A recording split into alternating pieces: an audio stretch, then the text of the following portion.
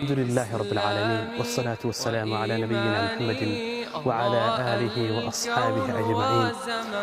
walaalkay qiimaha badan adduunka inta aad joogto wax ka qiimo badan oo ka sharaf badan oo ka nuur badan manaha in qalbigaaga ama jirkaaga dhaxdiisa uu is aqoonsado marka aad tukanayso. dadka qaar baa iyagoo salaada ku jira salaadii way maqan yihiin, dadka qaar baa iyagoo quraanka akhrinaya waa ay maqan yihiin, jirkaadii ayaa kala maqan. ilaah subxaanahu wa ta'ala waa uu amray aragtiisa waxa uu yiri walamma yadkhulu al-iimaanu fii quluubikum.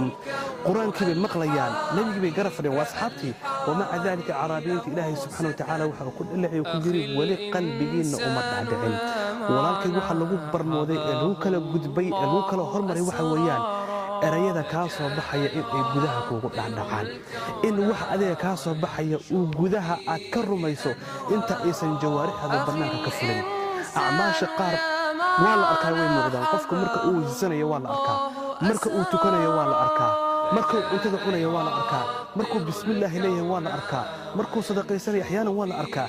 laakiin acmaal intaa ka waaweyn oo ikhlaaska ugu horeeyo ayaa jiro oo gudaha laga maamulo, iimaanku uu ka mid yahay.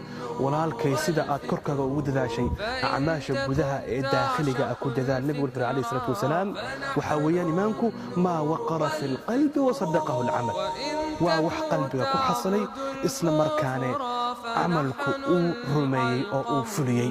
baaraka allah fiik. asalaamu calaykum waraxmat ullahi wabarakaatu.